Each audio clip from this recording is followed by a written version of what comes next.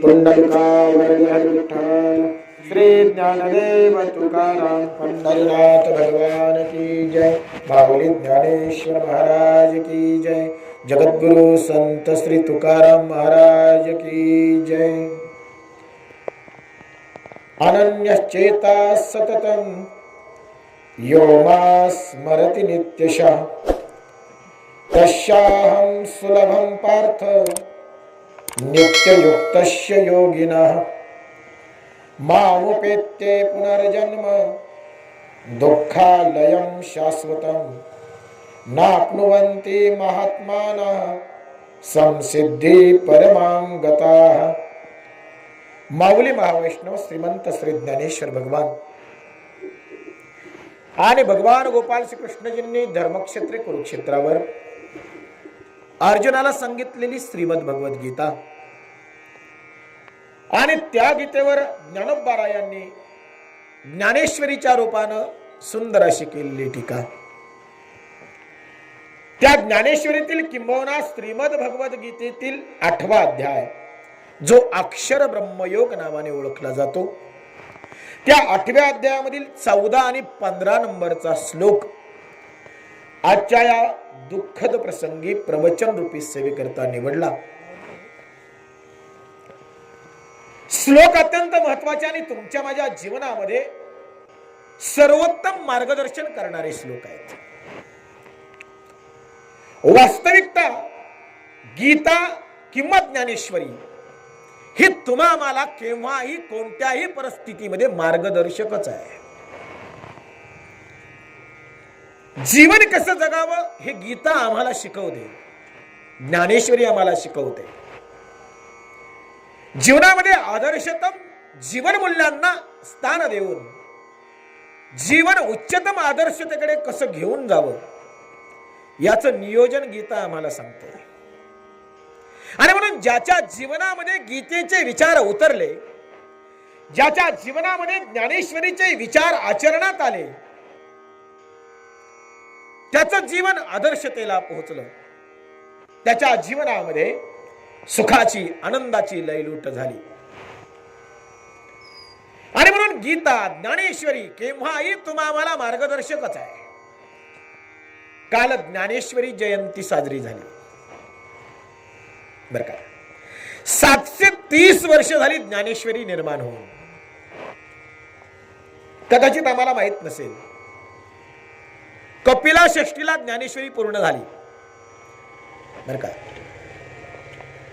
एकनाथ महाराजांनी ज्ञानेश्वरी पूर्ण झाली म्हणजे एकनाथ महाराजांनी ती शुद्ध केली। तो शुद्ध करण्याचा जो दिवस आहे तो कपिला षष्टीचा दिवस आहे। एकनाथ महाराजांनी कपिला षष्टीच्या दिवशी ज्ञानेश्वरी संपूर्णतः शुद्ध आहे हे प्रमाणपत्र दिलं। ती मूळचीच अतिशुद्ध हे नाथबाबा म्हणतायत। ती ज्ञानेश्वरी ज्ञानोबारायांच्या समोर आहे। केव्हा?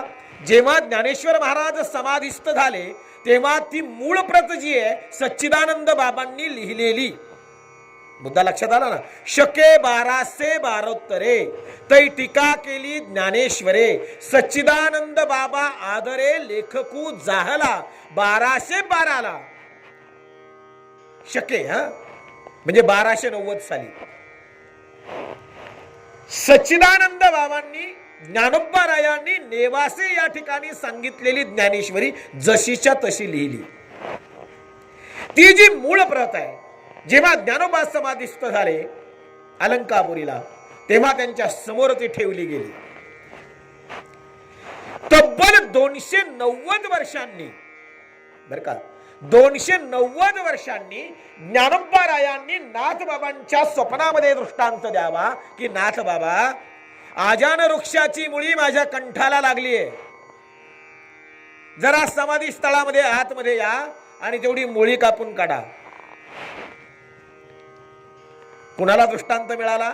एकनाथ महाराजांना पैठण गावी। थोडीशी ज्ञानेश्वरी जयंती काल होती म्हणून त्या निमित्तानं थोडंसं सांगतो। मग आजान वृक्षाची मुळी कंठाला लागली याचा अर्थ कळला का? खरंच मुळी कंठाला लागली का ज्ञानोबांच्या? त्याच्या मागचा गुडार्थ वेगळा आहे। नामदेव महाराजांच्या नंतर आणि ज्ञानेश्वर महाराजांच्या नंतर ज्ञानोबाराया पाया आहेत, नामदेवराया विस्तार आहेत. सांगण्याची आवश्यकता नाही. वारकरी संप्रदायाचा पाया ज्ञानेश्वर महाराज आणि विस्तार नामदेवराया. पण या दोन संतांनंतर मधली जवळजवळ 300 वर्ष वारकरी संप्रदायाला नेतृत्व लाभलं नाही. त्यामुळं मधल्या काळामध्ये या 300 वर्षाच्या कालखंडामध्ये वारकरी संप्रदायाचे विचार किंवा वारकरी संप्रदाय थोडासा डळमळीत अवस्थेमध्ये पोहोचला. ज्ञानोबारायांनी जी धर्माची पताका जागविली, ज्ञानोबारायांनी जे धर्माचं ज्ञान खुलं केलं, लोपले ज्ञान जगी हित नेनाती कोणी म्हणून अवतार पांडुरंगा ज्ञानोबाराया स्वतः अवतरित झाले आणि लोपलेलं ज्ञान प्रगट केलं. ज्ञानेश्वरीच्या रूपानं, अमृत अनुभवाच्या रूपानं, चांगदेव 65च्या रूपानं, अभंगांच्या रूपानं, हरिपाठाच्या रूपानं ज्ञानोबारायांनी लोपलेलं ज्ञान प्रगट केलं. वारकरी संप्रदायाच्या विचारांचं प्रगटीकरण झालं आणि नामदेवरायांकरवी त्याचा विस्तार झाला. हे झालं 12व्या शतकामध्ये. पण त्याच्यानंतर जवळजवळ 300 वर्ष वारकरी संप्रदायाला नेतृत्व न मिळाल्यामुळं वारकरी संप्रदाय डळमळीत अवस्थेमध्ये पोहोचला. त्या वारकरी संप्रदायाला उभारी देण्याचं काम, उभं करण्याचं काम, पुनरुज्जीवित करण्याचं काम एकनाथ महाराजांनी केलं. म्हणून नाथबाबांना खांब म्हणतात. जनार्दन एकनाथ खांब दिला भागवत. एकनाथ महाराज वारकरी संप्रदायाचा खांब आहे. खांबाचं काम आधार देणं है ना. मग नाथबाबांकडे ते कार्य आलं. वारकरी संप्रदायाची धुरा आली. ज्ञानोबारायांनी सांगितलं, कारण या मधल्या काळामध्ये थोडासा धर्म डळमळीत झाला. पुन्हा समाजाला ग्लानी आली. समाजापासून धर्म दुरावत चालला. आणि मग ज्ञानेश्वर महाराजांनी नाथबाबांना सांगितलं, कंठाला मुळी लागली म्हणजे मी जो धर्म प्रगट केलाय तो धर्म कुठंतरी क्षीण होत चाललाय, तो धर्म कुठंतरी कमकुवत होत चाललाय. नाथबाबा या, त्याला पुनरुज्जीवित करा, सांगायचा संकेत आहे. एकनाथ महाराज पैठणहून आळंदीला आले.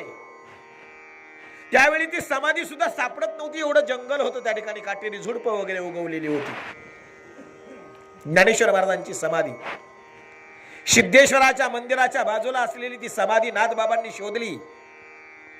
परंतु आत समाधी स्थळापर्यंत कसं पोहोचायचं, मार्ग कुठे आहे हे नाथांना कळेना. म्हणून तिथंच बाजूला एक पिंपळाच्या झाडाखाली त्यांनी 3 दिवस अधिष्ठान मांडलं. अजूनही तो पिंपळ तिथं आहे. त्या पिंपळाच्या झाडाखाली अधिष्ठान मांडलं आणि ज्ञानोबारायांना विनंती केली, ज्ञानराजा मला समाधी स्थळापर्यंत तुमच्यापर्यंत येण्याचा मार्ग सुचवा. आणि 3 दिवसांच्या अधिष्ठानानंतर पुन्हा नाथबाबांना दृष्टांत झाला आणि सांगितलं, नाथबाबा नंदी बाजूला सरकवा. सिद्धेश्वराच्या समोरचा, सिद्धेश्वराच्या समोरचा जो नंदी आहे तो नंदी बाजूला करा. त्या नंदीच्या खालून माझ्या समाधी स्थळापर्यंत येण्याचा रस्ता आहे. मग तुम्ही आजही अलंकापुरीला जा आणि सिद्धेश्वराच्या समोरचा जो नंदी आहे त्या नंदीच्या तिथं लिहिलेलं आहे समाधी स्थळापर्यंत जाण्याचा मार्ग. त्या दृष्टांतानंतर नाथबाबांनी नंदी बाजूला केला आणि समाधी स्थळामध्ये आतमध्ये प्रवेश केला, जिथं ज्ञानोबा समाधीस्थ आहेत. मग त्या ठिकाणी प्रवेश केल्यानंतर त्यांना काय अनुभव आला, नाथबाबांचे अभंग आहे त्या संदर्भाने. कसे ज्ञानोबा कसे बसलेत, त्यांच्या समोर 3 दिवस संवाद झाला. त्या ठिकाणी ज्ञानोबांचा आणि एकनाथ महाराजांचा 3 दिवस संवाद. तुम्ही म्हणाल 300 वर्षानंतर सुद्धा ज्ञानोबा समाधीमध्ये समाधीस्थ आणि अजूनही त्या ठिकाणी आहेत, होते. हो होते, तेव्हाही होते ना अजूनही आहेत. कारण योगी कधीही केव्हाही कुठंही आपलं शरीर पुन्हा निर्माण करू शकतो आणि योगी कधी मरत नाही, हे लक्षात घ्या. ज्ञानोबाराया हे महायोगी आहेत, योग्यांची माऊली आहेत. ज्ञानराज माझी योग्यांची माऊली, जेने निगमावल्ली प्रगट केली. योग्यांची माऊली आहे, ते महान योगी आहेत. योगांमध्ये ते वरिष्ठ आहेत. त्यांना काही अवघड नाही पुन्हा शरीर निर्माण करणं. त्यांचं कार्य आत्ताही चालू आहे. जिवंत समाधी आहे ज्ञानोबांची, संजीवन समाधी. 3 दिवस नाथांचा आणि ज्ञानोबारायांचा संवाद समाधी स्थळात आत झाला आणि त्यांच्या समोर ठेवलेली जी ज्ञानेश्वरीची हस्तलिखित प्रत आहे, सच्चिदानंद बाबांनी लिहिलेली, ज्ञानोबारायांच्या परवानगीनं ती नाथांनी बाहेर आणली. आणि ज्ञानोबारायांनी सांगितलं, नाथ बाबा, कारण त्या काळामध्ये हस्तलिखित छपाई नव्हती, हस्तलिखितच तयार व्हायची आणि हस्तलिखित करत असताना कुठंतरी काना मात्रा वेलांटी चुकलेली असू शकते. म्हणून नाथांना ज्ञानोबारायांनी सांगितलं, ही शुद्ध करा, ही शुद्ध करा. आणि म्हणून शुद्धीकरणासाठी ती ज्ञानेश्वरी नाथांनी बाहेर आणली. आणि बाहेर आणल्यानंतर नाथांनी ती बघितली, वाचली आणि नाथांच्या लक्षात आलं शुद्धीकरणाची आवश्यकता नाही. नाथ बाबा स्वतः ज्ञानेश्वरीच्या शेवटच्या ज्या 5 ओव्या आहेत तिथं नाथ बाबा स्वतः म्हणतायत शुद्धीकरणाची आवश्यकता नाही, ती मूळचीच अतिशुद्ध, ती मूळचीच शुद्ध आहे. आणि म्हणून ती ज्ञानेश्वरी, म्हणून नाथांची फार मोठी कृपा आहे, उपकार आहे या जगतावर, की त्यांनी ज्ञानेश्वरीचं प्रगटीकरण केलं. तुमच्या माझ्या समोर जी आज ज्ञानेश्वरी ना, ती नाथांची कृपा. एवढं मोठं ज्ञान तुमच्या माझ्यासाठी, जगत उद्धारासाठी, जगत कल्याणासाठी नाथांनी प्रगट केलं, आणलं. ती ज्ञानेश्वरी तुमच्या माझ्या घरी असावी आणि त्याचा अभ्यास असावा. ज्ञानेश्वरी ही उत्तम अशी आचारसंहिता आहे, गीता ही उत्तम आचारसंहिता आहे. म्हणून आम्ही केवळ ज्ञानेश्वरी आणि गीतेच्या बाबतीत ती वाचावी इथपर्यंत मर्यादित ठेवू नये. संतांनी सांगितलं वाचावी ज्ञानेश्वरी, बरोबर आहे, वाचलीच पाहिजे, वाचल्याशिवाय कळेल कसं. वाचावी ज्ञानेश्वरी, वाचली पाहिजे. पण त्याच्याही पुढे जाऊन एक अपेक्षा संत करतायत, नामा म्हणे ग्रंथ श्रेष्ठ ज्ञानेश्वरी एकतरी ओवी अनुभवावी. वाचली पाहिजे पण त्याच्याही पुढे जाऊन अनुभवली पाहिजे आणि अनुभवण्यासाठी आचरण पाहिजे. म्हणजे एक मुद्दा तुमच्या माझ्या लक्षात आला असेल, गीता किंवा ज्ञानेश्वरी ही केवळ आणि केवळ पारायण प्रत नाही, ती पारायणापुरती मर्यादित नाही, तर ती वाचल्यानंतर त्यातली जीवन मूल्य आपल्या जीवनामध्ये उतरतील आणि ते आचरणात येतील. या दृष्टीने आपण प्रयत्नशील असलं पाहिजे, त्याचं आचरण झालं पाहिजे, आचरणासाठी आहे. पण शोकांतिका अशी आहे महाराज, आज आमच्या घरामध्ये, सगळ्यांच्यात नाही म्हणणार मी, पण बऱ्याच महाराष्ट्रीयन माणसांच्या घरामध्ये ज्ञानेश्वरी नाहीये. अहो तो आमचा अमूल्य ठेवा आहे. ज्ञानेश्वरी ही महाराष्ट्राच्या सारस्वताच्या गळ्यातलं मंगळसूत्र आहे. हा ज्ञानेश्वरी अलंकार आहे, अलंकार. गीता अलंकार नाम ज्ञानेश्वरी. म्हणून एक वेळ आमच्या मुलांच्या हातात काही शृंगारिक कादंबऱ्या नाही पडल्या तरी चालतील, पण मुलांच्या हातात ज्ञानेश्वरी जरूर द्या. घरामध्ये जरूर ज्ञानेश्वरी ठेवा, जरूर आपल्या लेकराच्या समोर ती ज्ञानेश्वरी नेऊन ठेवा. त्याला वाचू द्या, कळो अथवा न कळो, पण त्याला सांगा ही ज्ञानेश्वरी आहे, ही ज्ञानोबारायांनी लिहिलेली ज्ञानेश्वरी आहे. या मातीत ज्ञानोबा झाले, या मातीत तुकोबा झाले.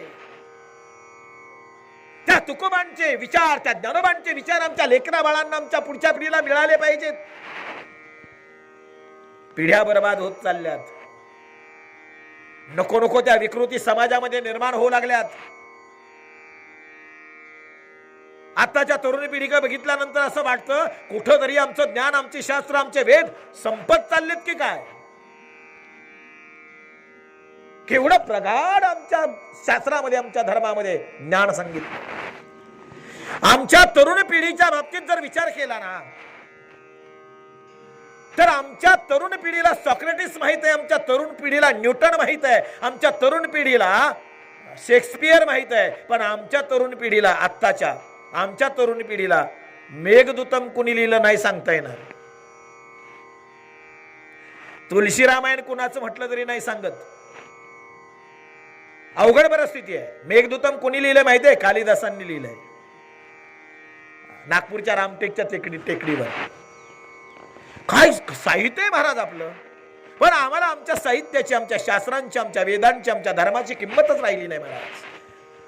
आम्हीच आमच्या देवी देवतांची विटंबना करत सुटलो, आम्हीच आमच्या ग्रंथांना काहीतरी थोतांडे म्हणत बसलो, आम्हाला कळलं नाही.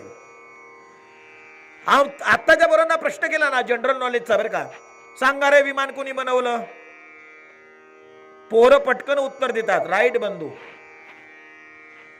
विमान कोणी बनवलं? राईट बंधू. खरंच राईट बंधूंनी बनवलं? हो बनवलं.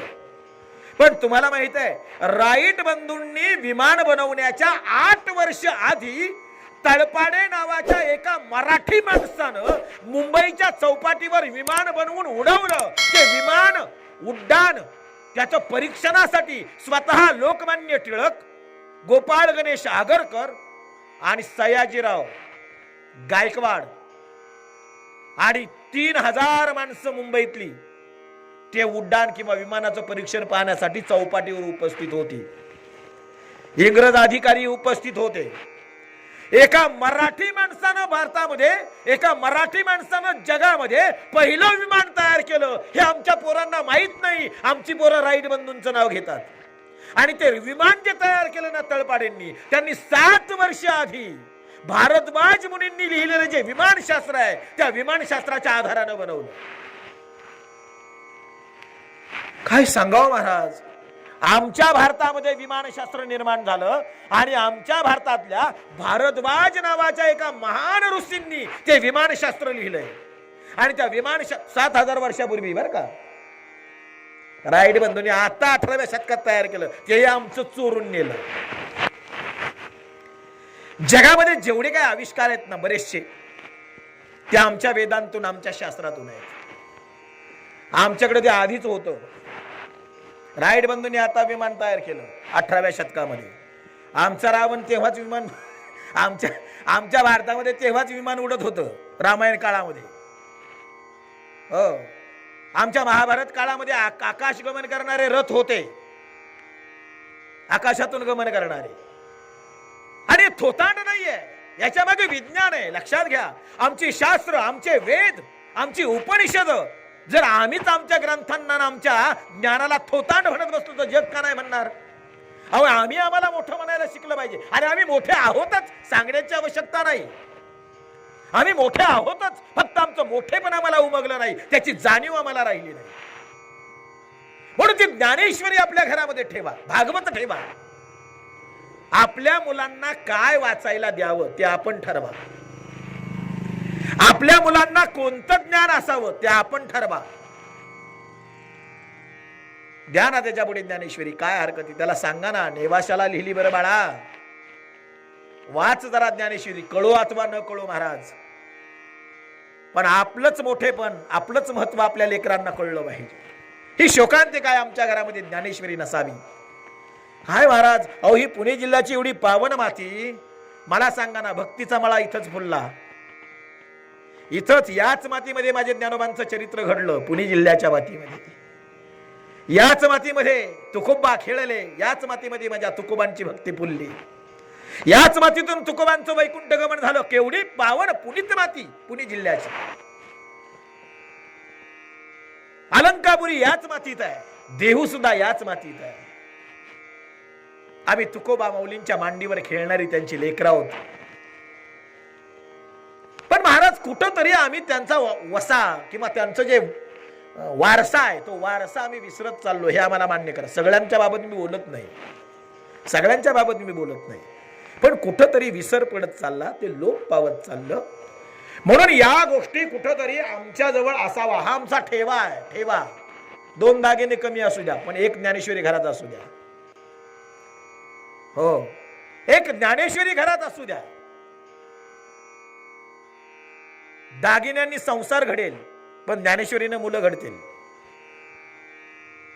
फार महत्वाचा मुद्दा आहे हा. दागिन्यांमुळे कदाचित तुमच्या संसाराला हातभार लागेल, पण ज्ञानेश्वरीनं मुलांची जीवन उभी राहतील, समाज उभा राहील. हा समाज उभा राहण्यासाठी विचारांची गरज असते. ते विचार आम्हाला ज्ञानेश्वरीतून, भगवद्गीतेतून मिळतात. ते आम्ही आमच्या मुलांच्या समोर ठेवले पाहिजे.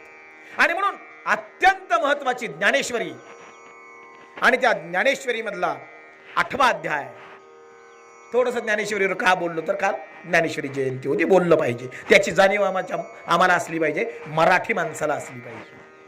म्हणून 8वा अध्याय आणि 8व्या अध्यायामधील 14 आणि 15 नंबरचे श्लोक आहे. अनन्यचेतः सततम यो मा स्मरति नित्यशा तस्याहं सुलभः पार्थ नित्ययुक्तस्य योगिना मामुपेत्य पुनर्जन्म दुःखालयं शाश्वतम नाप्नुवन्ति महात्मानः संसिद्धी परमां गतः. अर्थ काय? पार्था, जो सतत अनन्य चित्त होऊन माझं स्मरण करतो, अर्थ सांगतोय या श्लोकाचा, मुद्द्याकडे जायचं आपल्याला. जो सतत अनन्य चित्त होऊन माझं स्मरण करतो, त्या माझ्याशी निरंतर एकवटलेल्या योग्याला मी सुलभच आहे, भगवंत सांगतायत. आणि श्रेष्ठ स्थिती प्राप्त झालेल्या महात्म्यांना मजप्रत आल्यानंतर, माझ्याकडं आल्यानंतर पुन्हा दुःखाचं अगर असलेल्या नश्वर अशा पुनर्जन्माला प्राप्त होण्याची गरज राहत नाही. आमचा जन्म का बरं? जन्म ही सुखाची पावती आहे का दुःखाची? जन्म सुखाचा की दुःखाचा? पहिला हा मुद्दा बघू. माणसं जन्म झाल्यावर आनंद साजरा करतात ना, पण जो जन्माला आलाय त्याला आनंद नाही, तो रडतच आला. जो जन्माला आला त्याला आनंद नाही, त्याच्या येण्यानं बाकीच्यांना आनंद झाला. आईला आनंद झाला, बापाला झाला, भावाला झाला, बहिणीला झाला, आजीला झाला, आजोबांना झाला, मामाला झाला, बाकीच्यांना झाला, पण ज्याच्यामुळे जो जन्माला आलाय तो मात्र रडत आला. आणि आमचं शास्त्र, आमची गीता सांगते, जन्म मृत्यू जरा व्याधी दुःख दोषानुदर्शनम. जन्म मृत्यू जरा व्याधी दुःख दोषानुदर्शनम हे दुःख दर्शक आहे.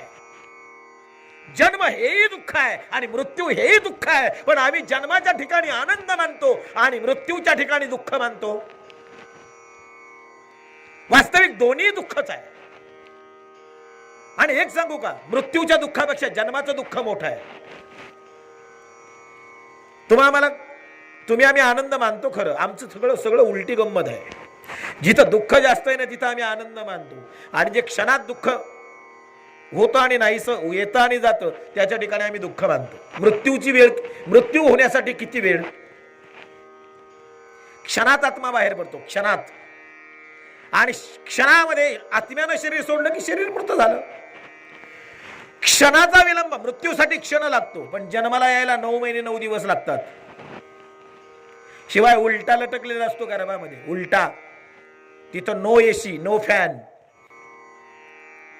आईच्या गर्भामध्ये उलटा लटकलेला आहे, उलटा घाणीमध्ये. आईची कूस पवित्र मानतो आपण, पण शेवटी शरीर आहे म्हटल्यानंतर त्या ठिकाणी नाही का, उलटा आहे, उलटा. खाली डोकं वर पाय.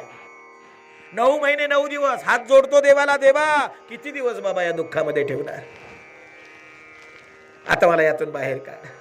परमेश्वराच्या प्रार्थनेनंतर भगवंताची कृपेनं जन्म होतो.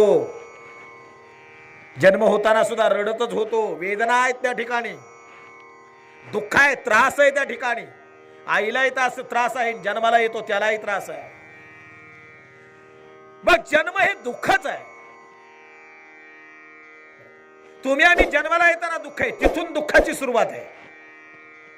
खरी दुःखाची सुरुवात जन्माला आल्यानंतर आहे. जेव्हा केव्हा आम्ही या दुःखरूपी संसारामध्ये पहिलं पाऊल टाकलं किंवा आमचं आगमन झालं, तिथून दुःखाला सुरुवात झाली. मरेपर्यंत दुःखच दुःख आहे. कोण दुःखापासून निवृत्त झाला? कोणीच नाही. कोणी मरेपर्यंत दुःख संपली नाही. का? कारण दुःख सागरामध्ये आहे, दुःख संसारामध्ये आहोत आणि जगतोय संसाराच्या योगानं, संसाराच्या आधारानं. संसार कधीच सुख देण्याच्या पात्रतेचा नाही, त्यामुळे दुःख आहे. मग या दुःखातून निवृत्ती कशी होईल ही फार महत्वाची गोष्ट आहे बरं का. आम्ही बाकीची प्रवचनं बरीच ऐकतो. आम्ही आई बाप इतके प्रवचन, महाराज तुम्हाला काय सांगायचं, आजकाल कीर्तनकार प्रवचन तोच विषय झाला आहे. घेऊ नये असं मी म्हणत नाही. आईवर बोललं पाहिजे, वडिलांवर बोललं पाहिजे. आई वडिलांच्या बाबत आम्ही समाजाला त्या ठिकाणी जाणीव करून दिली पाहिजे, इथपर्यंत बरोबर आहे. तोच विषय पुन्हा पुन्हा सांगून सुद्धा सांगू नये असं मी म्हणत नाही. तोच विषय सकाळी कीर्तन आहे टीव्हीवर, संध्याकाळी कीर्तन आहे टीव्हीवर, प्रवचन चालू आहेत, आता मंदिरं आता उघडतील, पुन्हा सप्ताह सुरू होतील वगैरे काय. परंतु तेच तेच तेच तेच पुन्हा पुन्हा सांगून सांगून सांगून सांगून तरी कुठं समाजात बदल घडलाय का? परिवर्तन घडतंय का? आई वडिलांवर सारखं सारखं बोलून वृद्धाश्रम बंद पडलेत का? आई वडिलांचे हाल अपेष्टा थांबल्यात का? एक लक्षात घ्या, बोलायचं नाही असं मी म्हणत नाही, बोललं पाहिजे, सांगितलं पाहिजे, जाणीव करून दिली पाहिजे, पण तेच विषय पुन्हा पुन्हा हाताळण्यापेक्षा थोडा वेगळा विषय मांडला पाहिजे. कारण आमचं ज्ञान तेवढं मर्यादित नाहीये ना. आम्हाला बाकीच्या गोष्टी कळल्या पाहिजेत, आमची तत्व, आमचे सिद्धांत आम्हाला समजले पाहिजेत. आणि म्हणून त्या दृष्टीने चाललोय. दुःखाची निवृत्ती केव्हा होईल? आम्ही दुःखी का सांगण्याची आवश्यकता नाही, कारण आम्ही संसाराशी आसक्त आहोत आणि संसाराशी आसक्त असल्यामुळं संसार दुःख मूळ, म्हणून आम्ही दुःखी आहे. म्हणून आम्ही दुःखी आहे. सुखी कुणीच नाही, होऊच शकत नाही. जोपर्यंत आमच्या अंतःकरणामध्ये सांसारिक निवृत्ती होत नाही, संसाराची पूर्णतः निवृत्ती होत नाही, तोपर्यंत आम्ही दुःखीच असणार, याच्यात शंका नाही, याच्यात शंकाच नाही. म्हणून या जगतामध्ये संतांनी छातीला हात लावून प्रत्येक जीवाला विचारलं, सांगा जगी सर्व सुखी असा कोण आहे? छातीला हात लावून का प्रश्न केला? त्यांना माहित आहे जगी सर्व सुखी असा कोणीच नाहीये, कोणीच नाहीये. हा, माणसं सहज बोलताना आले नाही समोरून, अहो काय म्हणाले, कसं काय चाललंय? म्हणलं अहो लय मजेत चाललंय, आपल्यासारखा सुखी नाही, हे फक्त बोलायला आहे. माणसं सहज असं बोलण्याचा शिष्टाचार असतो. कसं काय चाललंय? काय नाही मावरी, सुखी आहे बरं का, आपल्यासारखा सुखी कोणीच नाही, पण हे म्हणण्याच आहे.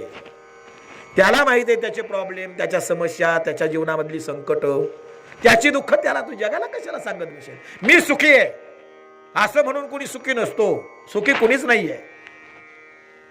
आणि म्हणून आम्ही जर सुखी नाही आहोत, जोपर्यंत आम्ही संसाराशी आसक्त आहोत, तोपर्यंत आमची चंचलता आहे, तोपर्यंत आमची दुःख आहे. दुःख निवृत्ती केव्हा? संसाराची आसक्ती संपेल तेव्हा. आसक्ती संपेल का? संपतीये का? संपलीये का? नाही. आम्ही संसारातच जन्माला आलो, संसाराशी निगडीतच जगलो आणि संसारामध्येच मेलो. आमचं तेच आहे. मग आम्ही कधी याच्यापासून वेगळं होण्याचा प्रयत्न केलाय का?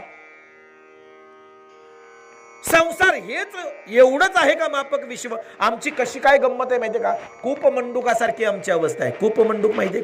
कूप म्हणजे विहीर, कूप म्हणजे विहीर आणि मंडूक म्हणजे बेडूक. विहिरीतलं बेडूक विहिरीतच जन्माला आलं आणि त्या विहिरीतच फिरलं, तिथंच ते मोठं झालं. त्यानं विहिरीच्या बाहेर कधी काही डोकावलंच नाही, बघितलंच नाही. त्यामुळं त्याचा समज काय? विहीर म्हणजे जग आहे, विहीर म्हणजेच विश्व आहे, एवढंच आहे, एवढंच आहे असा त्याचा समज आहे. कारण त्यानं बाहेर डोकावलेलं नाही. एक दिवस तो कुणाच्या तरी बादलीत अडकला, तो बेडूक बादलीत, आणि त्या बादलीच्या आधारानं तो विहिरीच्या बाहेर आला. विहिरीच्या बाहेर आल्यानंतर त्यानं जेव्हा नजर उघडून बघितलं, मग त्याच्या लक्षात आलं आपण जो समज पाळला होता तो गैरसमज आहे. विहीर एवढंच जग नाही, जग तर कितीतरी मोठं आहे. तसे आम्ही स्वतःची एक विचारधारा एक मर्यादित करून ठेवली. आम्ही जगतोय तेवढंच जग आहे, याच्या पलीकडे नाही का काही?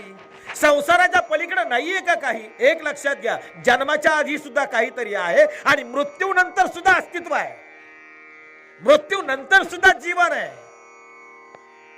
हे आम्ही विसरतो. मृत्यू म्हणजे समाप्ती नाहीये, मृत्यू म्हणजे शेवट नाहीये. आम्ही मृत्यूला शेवट म्हणतो, जन्माला सुरुवात म्हणतो. खरं सांगू का, जन्म हा शेवट आहे आणि मृत्यू ही सुरुवात आहे. आम्ही मगाशी सांगितलं आमचं उलट आहे. आम्ही उलटा विचार करतो, जन्म सुरुवात की शेवट? आम्ही म्हणतो जन्म ही सुरुवात आहे आणि मृत्यू हा शेवट आहे. अध्यात्माकडून विचार जर केला तर मृत्यू ही सुरुवात आहे आणि जन्म हा शेवट आहे. आता तुम्हाला उदाहरण देतो म्हणजे तुमच्या लक्षात येईल. रात्री आम्ही झोपल्यानंतर स्वप्नाला सुरुवात होते. थोडस चिंतन करू.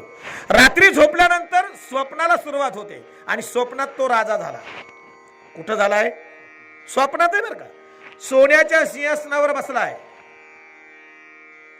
दासदाशा सेवा करतायत.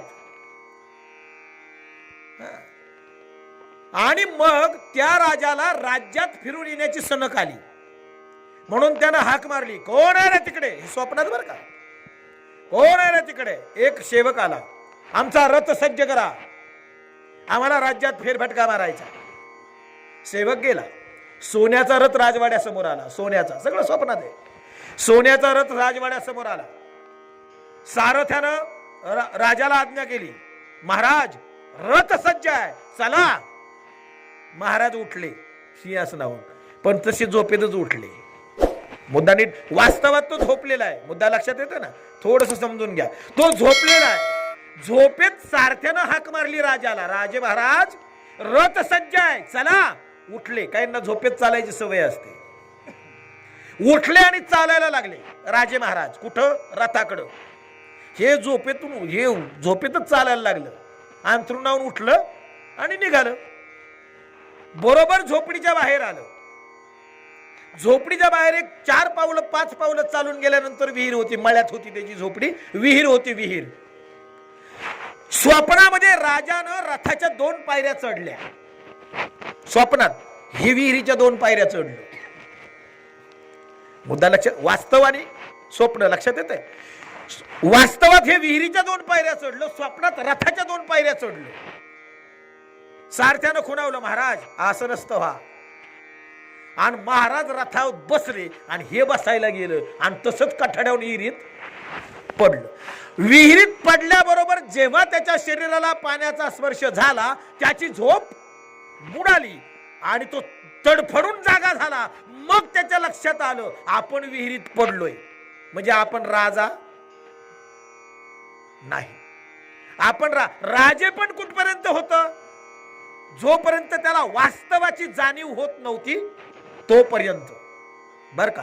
जेव्हा त्याला पाणी त्याच्या शरीराला लागलं ना, तेव्हा त्याला वास्तवाची जाणीव झाली की अरे आपण राजे नाहीत, आपण दुसरंच कोणीतरी आहे.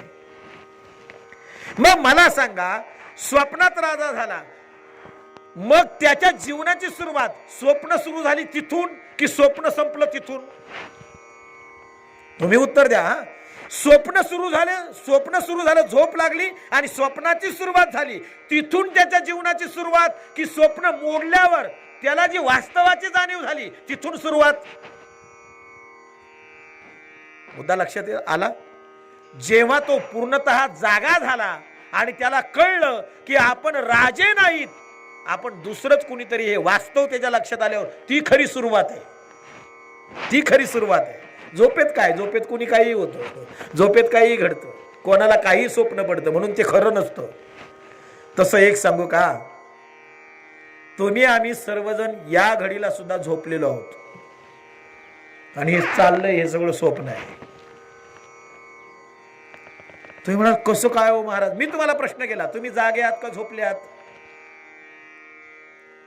तुम्ही काय उत्तर द्याल? अहो महाराज प्रवचन चाललंय, तुमचं प्रवचन आमच्या कानावर पडतंय, आम्ही ऐकतो.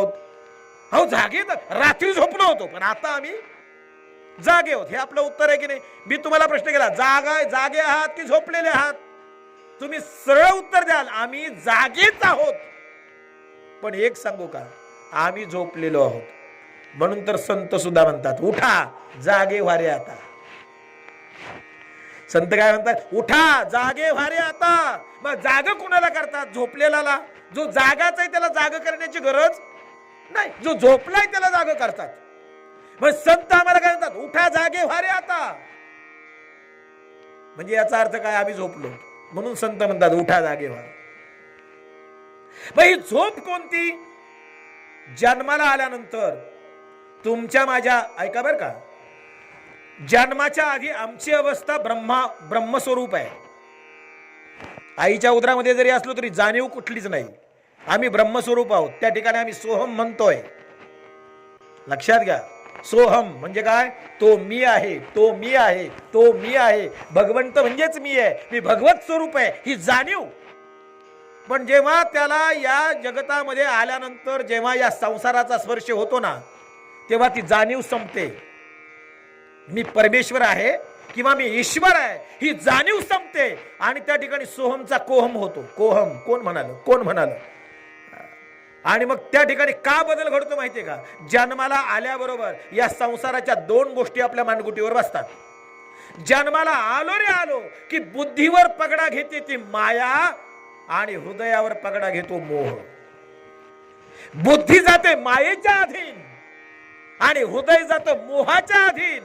आणि माया आणि मोहानं आम्हाला ग्रस्त केलं की संसाराचं स्वप्न सुरू होतं. आणि मग ते स्वप्न सुरू झालं की मरेपर्यंत ते स्वप्न चालतच राहतं. पार्वतीनं प्रश्न विचारला भगवान शंभूंना. तुळशी रामायणाची सुरुवात आहे, ऐका जरा प्रवचन. अशी प्रवचन ऐकली पाहिजेत, कंटाळा येत नाही ना. तुळशी रामायणामध्ये सुरुवात रामायणाची फार सुंदर आहे. तुळशी रामायणाची त्या ठिकाणी पार्वतीनं भगवान शंभूंना प्रश्न विचारला, भगवान जी जगत क्या है? भगवान जी जगत क्या है? तेव्हा भगवान शंभू म्हणतात जगत मिथ्या. काय? जगत मिथ्या म्हणजे मिथ्या म्हणजे खोट. जग खोट आहे, जग खोट आहे. पार्वतीला आश्चर्य वाटलं, तुम्हाला आम्हाला वाटतं. अहो दिसतं एवढं दडदडीत माणसं हालचाल करतायत, जन्माला येत आहेत, मरतायत, व्यवहार होत आहेत, सगळेच हलताना दिसतंय, हालचाल होतीये. खोटं कसं दिसतंय धडधडीतून, खोटं कसं? त्याचं उत्तर भगवान शंभू देतात. पार्वतीने हा प्रश्न विचारला, भगवान जी जगत में विचरण है, जगत में आना जाना लगा रहता है जीवों का. जीव जन्माला येतात, मरतात, हालचाल होते, परिवर्तन घडतंय, बदल घडतायत, खोटं कसं म्हणायचं? भगवान शंभू म्हणतात, उमा कहूं मैं अनुभव अपना, सत्य हरि भजन जगत सब स्वप्ना. जग सगळं स्वप्न आहे. पार्वतीनं विचारलं स्वप्न कसं? स्वप्न कसं? तेव्हा भगवान शंभू म्हणतायत, मोह निशा सब सोवन हारा, देखई स्वप्ने अनेक प्रकारा. मोह निशा सब सोवन हारा. मोहामध्ये सगळे झोपलेत, मोहमायेमुळे सगळे झोपलेत आणि त्यांना हे संसाराचं स्वप्न पडलं. म्हणजे जन्माला आल्यानंतर स्वप्नाची सुरुवात आहे, स्वप्नाची सुरुवात आहे आणि मृत्यू ही स्वप्नाचा शेवट आहे. मगाच्या उदाहरणाकडे या. स्वप्नाची सुरुवात म्हणजे जीवनाची सुरुवात आहे का? तिथं तो जीवन थांबलंय, तो झोपला, तिथं थांबलं आणि स्वप्न सुरू झालं. पण जीवनाची सुरुवात केव्हा झाली? स्वप्न संपलं मग जीवनाची सुरुवात. तसं जन्माला आलं, संसाराचं स्वप्न सुरू झालं, तिथं वास्तव लोप पावलं आणि भासमान आहे ते खरं वाटायला लागलं. जे भासतंय ते सत्य वाटायला लागलं. केव्हा? जन्माला आल्यानंतर. तिथून हे भासमान सगळं सत्यच वाटतंय. मृत्यूनंतर हे भासमान संपतं आणि वास्तव समोर येतं, म्हणून ती सुरुवात आहे. हा, मृत्यूनं तुमच्या माझ्या समोर वास्तवता प्रगट करावी. मृत्यू तुम्ही आम्हाला शिकवतो हे सगळं खोटं आहे, हे भासमान आहे. मृत्यूनं तुम्ही आम्हाला जाणीव करून दिली, कितीही मिळवा, कितीही कमवा, शेवटी खाली हाथ ही जाना है. खाली हाथ आया था, खाली हाथ जाएगा, मुट्ठी बांध के आया था, हाथ पसारे जाएगा. कितीही कमवा, शेवटी हात हलवतच जाणं. कारण जे कधी दिसत, ज्याला अस्तित्वच नाही, त्यातून प्राप्त काय होणार? आम्हाला फक्त वाटतं प्राप्त झाल्यासारखं. जसं स्वप्नातल्या राजाला वाटलं माझा सोन्याचा राजमहल आहे, सोन्याचा रथ आहे, त्याला वाटलं मला सोन्याचा रथ प्राप्त झालाय, सोन्याचा महाल प्राप्त झालाय, दासदासी माझी सेवा करतायत, पण सगळं स्वप्न आहे. तसं तुमच्या आमच्या जीवनामध्ये जे काही घडतंय ना ते स्वप्नवत आहे. वास्तवता आम्हाला समजलेली नाही. आम्ही सगळेजण स्वप्नातच जगत आहोत. आम्हाला खरं कळलंच नाही. आम्ही मृगजळाच्या पाण्यानं तहान भागवायची प्रयत्न करतोय. पण एक सांगू का, मृगजळ फक्त दिसतं, त्याला अस्तित्व नाही. संसार कसा आहे सांगू का? शून्यासारखा आहे. शून्य शून्य शून्य शून्य. बरं सांगा मला, प्रश्नाचं उत्तर द्या. शून्याला किंमत काय? शून्याची किंमत काय? काहीच नाही, काहीच नाही. हे दाखवण्यासाठी शून्य आहे. बरोबर आहे ना? माझ्याजवळ 0 पैसे आहेत म्हणजे किती आहेत? काहीच नाही. माझ्याजवळ शून्य पैसे आहेत म्हणजे माझ्याकडं काहीच नाही. मग काहीच नाही म्हणजे शून्य नाहीये का? तुम्ही उत्तर द्या. शून्य नाहीये का? अहो आहे ना. लहान पोराला जरी म्हटलं ना शून्य दाखव रे, तू पटकन बोट ठेवतो शून्य. पाठीवर शून्य काढ रे, शून्य काढतो. मग शून्य आहे की नाही? आहे. त्याला आकार आहे की नाही? कसा आहे शून्य? वाकडा तिकडा आहे का? आम्हाला आकार सुद्धा माहिती आहे. शून्य कसा आहे? गोल आहे. आहे की नाही? आहे. पण किंमत काय? बघा बरं का आपलं तत्वज्ञान. किंमत काय? शून्य. शून्य नाहीये का? आहे. कसा आहे? दिसतो की नाही? दिसतो. लहान मुलाला विचारलं दाखवतो की नाही? दाखवतो. किंमत काय? काहीच नाही. किंमत काहीच नाही. तसं संसार आहे की नाही? आहे. दिसतो की नाही? दिसतो. प्राप्त काय? काहीच नाही. म्हणून संसाराला शून्य म्हटलंय. तुकाराम महाराज सुद्धा म्हणतात संसाराच्या नावे घालून या शून्य. शून्य आहे संसार, शून्य. जिथं काहीच नाही तिथून प्राप्त काय होणार? जे काहीच नाही तिथं प्राप्त काय करायचं? काय प्राप्त होणार? म्हणून संसारात किती मिळवा, प्राप्त काहीच नाही. आपल्याला फक्त वाटतं मला प्राप्त झालंय, मला मिळालंय, पण ते फक्त वाटणं आहे. वास्तविक काहीच मिळत नाही. जन्माला येताना सुद्धा खाली हाताला, जाताना तसंच जायचंय. मला सांगा तुम्ही आम्ही काय मिळवलं? माणसं म्हणतात मी घर बांधलं, मी जमीन घेतली, बँकेतला बॅलन्स वाढवला, बरंच काय मिळवलं मी. बर, हे सगळं मिळवलं, पण कुठून मिळवलं? तुम्ही आम्ही निर्माते आहोत का? माणसं बरं अभिमानानं अहंकारानं बोलतात बरं का, मी कमावलंय, माझं आहे, मी कमावलंय, माझं आहे, माझ्या मालकीचं आहे. अगदी उतारे सुद्धा दाखवतो. हे बघा पुरावा. घर माझ्या मालकीचं, जमीन माझ्या मालकीची. मला एक सांगा, आपली मालकी केव्हा प्रस्थापित झाली? जन्माला आल्यानंतर ना. त्याच्या आधी कोण होतं मालक? दुसरंच कोणीतरी होतं. आपण ज्या जमिनीवर मालकी सांगतो त्या जमिनीचा मालक आपण जन्माला यायच्या आधी दुसरा कोणीतरी होता. आपण जन्माला आल्यावर आपली मालकी प्रस्थापित झाली, आपण गेल्यावर मालक बदलणार आहे. आपण काय नेणार आहे? म्हणून आपण निर्माते नाहीत. आपण काहीच निर्माण करू शकत नाही. तुम्ही म्हणाल महाराज असं कसं बोलता, घर मीच निर्माण केलंय ना. अहो घर तू निर्माण केलं, पण दगड तू निर्माण केलाय का? माती तू निर्माण केलीये का? पाणी तू निर्माण केलंय का? हे निसर्गातूनच घेतलं ना, प्रकृतीमधूनच मिळवलं ना. मग आपण काय आणलं येताना? घरही आणलं नाही, पैसा आणला नाही. आपण कुठलीही वस्तू निर्माण करू शकत नाही. इथूनच घेतलं, इथं सोडून जायचं, एवढं लक्षात घ्या. म्हणून मी नेहमी विनोदानं एक उदाहरण देत असतो की एसटीत बसलेल्या प्रवाशानं 10 लाखाची एसटी, 20 लाखाची एसटी माझ्या मालकीची असं अजिबात म्हणायचं नाही. त्या प्रवाशानं एक जाणीव नक्की ठेवायची, माझं स्टेशन आल्यावर मला उतरून जायचंय. आपण प्रवासी आहोत, प्रवासी. संसाराच्या एसटीत बसलोय. जोपर्यंत आयुष्य आहे तोपर्यंत प्रवास आहे. त्या संसाराच्या एसटीत प्रवास करणाऱ्या प्रत्येक जीवानं भान ठेवायचंय, एक ना एक दिवस ही एसटी सोडावी लागणार. ज्या शरीरामध्ये आपण राहतो ते शरीर सुद्धा आपल्या मालकीचं नाही. बाकीचं काय घेऊन बसलात? ज्याला आम्ही आयुष्यभर नटवलं, सजवलं, पोसलं. माणसं शरीरासाठी जगतात ना. कशासाठी जगता तुम्ही आम्ही? बरं, हे जमवलंय सगळं तुमच्या आमच्या अवतीभोवती. कशासाठी जमवलं? गाडी घेतली. का घेतली? याला चालायचा त्रास नको, याला. पायाला चप्पल आहे का? याला खडी टोचायला नको, काटे टोचायला नको. फॅन लावलाय का? अहो याला गरम व्हायला नको. गादीवर झोपतोय का? झोपल्यावर याला काही टोचायला नको. कोणाची सोय सगळी? ज्या वस्तू जमवल्या त्या याच्यासाठी जमवल्या, शरीरासाठी. आणि शरीर म्हणजेच मी असं समजून आम्ही आयुष्यभर जगलो. त्यालाच पोसत राहिलो, सजवत राहिलो, नटवत राहिलो. शेवटी कळलं ज्याला नटवलं सजवलं ते सुद्धा आपलं नाही, कारण सोडून जावं लागतं. भाडे करून भाडे तत्वावर घेतलेलं जे घर आहे त्या भाडे करून जाणीव ठेवायची, हे आपल्या मालकीचं नाही, हे आपल्या मालकीचं नाही. एक दिवस आपल्याला खोली खाली करावी लागणार आहे. मालक ज्या दिवशी म्हणेल ना खाली कर रे, त्या दिवशी त्या भाडेकरूला खोली खालीच करावी लागेल. तसं ज्या दिवशी तो मालक म्हणेल ना खाली कर रे,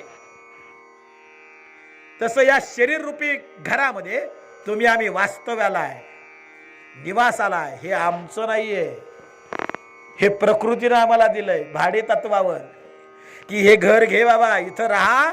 परंतु इथं राहिल्यानंतर काय कर?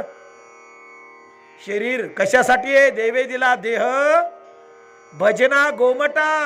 अरे बाबा, हे शरीर तुला देतोय, या शरीराच्या योगानं भजन कर, नामस्मरण कर, भक्ती कर, सत्कर्म कर, सदाचारानं जीवन जग, शुद्ध जीवन जग. त्याच्यासाठी शरीर आहे, विकृती पोसण्यासाठी शरीर नाही, विकार जोपासण्यासाठी शरीर नाहीये. आम्हाला कळलंच नाही महाराज, जीवनाचा अर्थच आम्हाला समजला नाही. आम्ही मोघम जगतोय, मोघम. म्हणून गीता काय म्हणते माहिती का? संसाराशी आसक्त झालेल्या जीवाच्या बाबत गीता म्हणते मोघ आशा मोघ कर्मानो मोघ ज्ञाना विचेतसा. मोघ आशा मोघ कर्मानो मोघ ज्ञाना विचेतसा म्हणजे मोघ आशा, त्यांच्या आशा व्यर्थ आहेत. मोघ आशा, त्यांची कर्म व्यर्थ आहेत आणि त्यांचं ज्ञानही व्यर्थ आहे. जे संसाराशी आसक्त आहेत त्यांना खरं कळलंच नाही, वास्तव समजलंच नाही. आम्ही फक्त स्वप्नात जगत राहिलोय, स्वप्न स्वप्न स्वप्न. म्हणून जीवन जगत असताना वास्तवाची जाणीव करून घ्या, खरं काय ते समजून घ्या.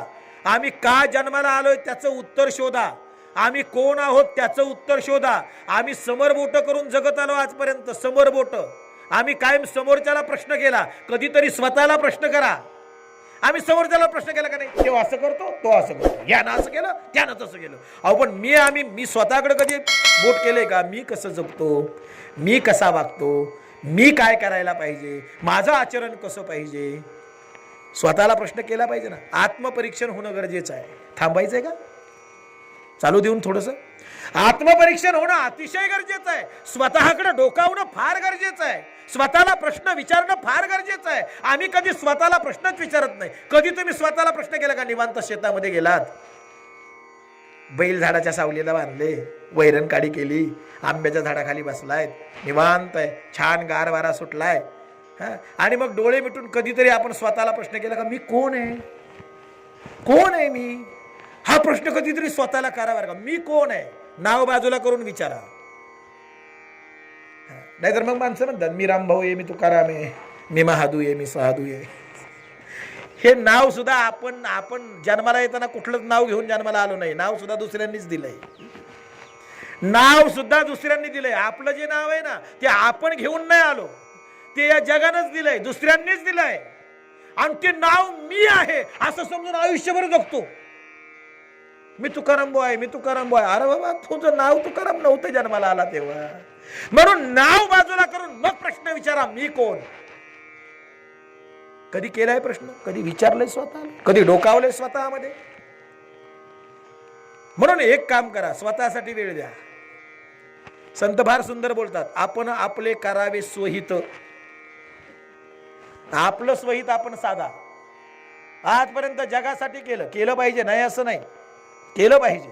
आईसाठी, बापासाठी, मुलांसाठी, बायकोसाठी केलं पाहिजे. जे आमची कर्तव्य आहे. पण एक काम करा, हे करत असताना कर्तव्य म्हणून करा आणि स्वतःकडे डोकवा. स्वतःकडे मी माझ्यासाठी काय करतोय? घर बांधलं पोरांसाठी, जमिनी घेतल्या पोरांसाठी, बँकेतला बॅलन्स वाढवला पोरांसाठी, सगळं दुसऱ्यांसाठी केलं. मी स्वतःसाठी काय केलं? मी माझ्यासाठी काय कमावलं? आपण फार मिजास मारतो, घर माझ्या नावावर, जमीन माझ्या नावावर. अरे बाबा, ते कुठपर्यंत आहे? तू जिवंत आहे तोपर्यंत. नंतर आपोआप उतारे बदलतील. काय घेऊन बसलात? आणि म्हणून कुठं तरी आपण आपलं स्वहित बघावं. मी का जन्माला आलोय आणि मला काय करायचंय? फार सुंदर आहे हे शरीर जे मिळाले ना. एक सांगू का तुम्हाला, जोपर्यंत आम्ही वास्तवाची जाणीव स्वतःला करून घेत नाही, जोपर्यंत तुम्हाला वास्तव कळत नाही, खरं कळत नाही ना, तोपर्यंत रडावंच लागेल. तोपर्यंत दुःख आणि पश्चातापाला सामोरं जावंच लागेल, कितीही काहीही करा. म्हणून या जगामध्ये एकच सत्य आहे, सत्य हरिभजन. सत्य फक्त परमात्मा आहे, सत्य फक्त आणि फक्त भजन आहे, सत्य फक्त आणि फक्त नामस्मरण आहे. तेच आम्ही केलं पाहिजे. हो, संपवतो. म्हणून मेल्यावरच माणसं म्हणतात उचलताना राम नाम. केव्हा कळलं? राम नाम सत्य आहे. आतापर्यंत सत्य म्हणला का? पण मेल्यानंतर 4 जणांच्या खांद्यावर आला की राम नाम सत्य है, राम नाम सत्य है. केव्हा? मेल्यावर. मेल्यावर कळून काय उपयोग आहे? जिवंत असतानाच राम नाम सत्य है हे जर कळलं ना, तर मेल्यानंतर राम नाम सत्य म्हणण्याची सुद्धा गरज नाही. जिवंत असताना सत्यता कळली पाहिजे, जिवंत असताना वास्तव कळलं पाहिजे, आमच्या जीवनाचा उद्देश मला कळला पाहिजे, आमच्या जीवनाचा अर्थ आम्हाला समजला पाहिजे. फार महत्वाचं आहे. माणसं त्याच्यापासून दुरावलीत, वास्तवापासून दुरावलीत. नको ते माणसाने डोक्यावर घेतलंय. नाही त्याची घेताश्री होईल दुरी निज पंथ तुकोबाराय म्हणतायत. नाही त्याची घेताश्री, नको ते डोक्यावर ओझं घेऊन चाललेत.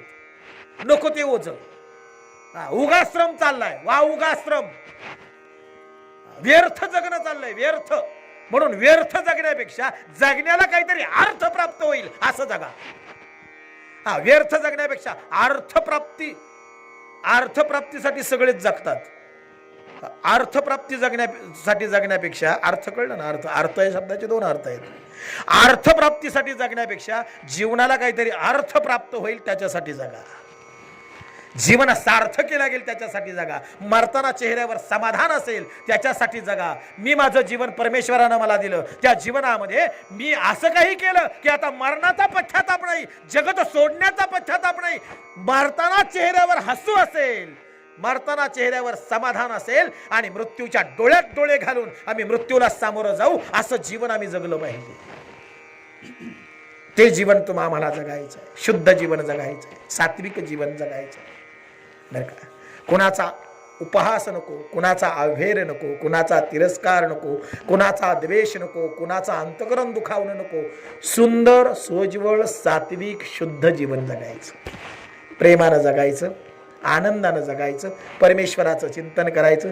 ज्यानं आम्हाला नरदेह दिला, ज्यानं आम्हाला माणूस म्हणून जन्माला घातलं, त्याचे आभार माना, त्याचं चिंतन सतत करा, त्याचं नामस्मरण सतत करा. जीवनामध्ये दुःख कधी येणार नाही. कारण दुःख निवृत्तीसाठी एकच साधन, ते म्हणजे नामस्मरण. भगवंताचं चिंतन करा, चिंतन करा, चिंता मिटतील. बरं का?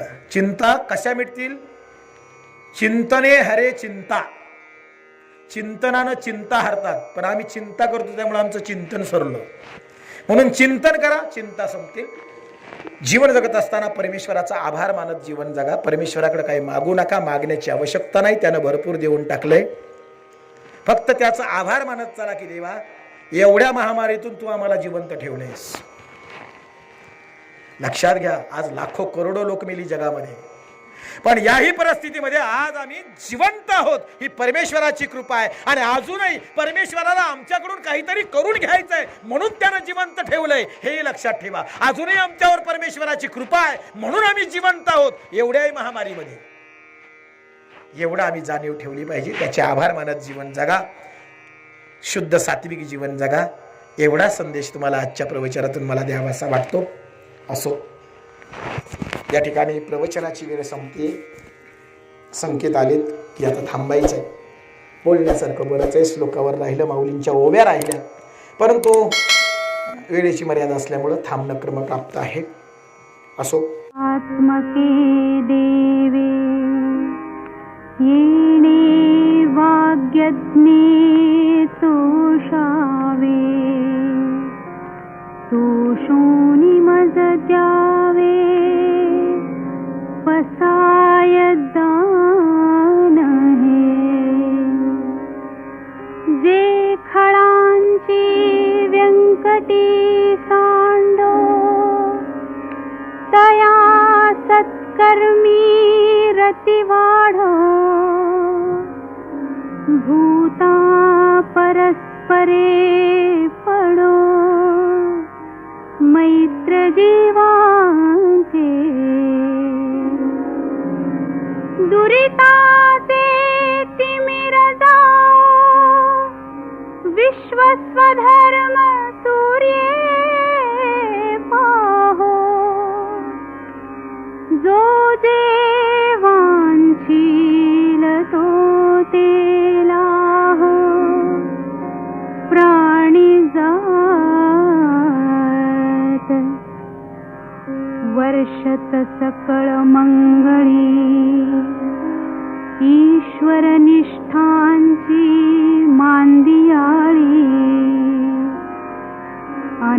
भरत भूमंडळी भेट तू भूता चला कल्पतरूंचे आरव चेतना चिंतामणींचे गाव बोलते जे अर्णव पियुषाचे चंद्रमे जे अलांछन मार्तंड देता बहीण ते सर्वाही सदा सज्जन सोय रे हो तू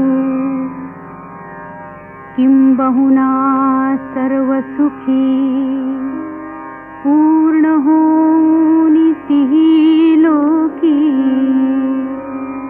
भजिजो आदि पुरुषी अखंडित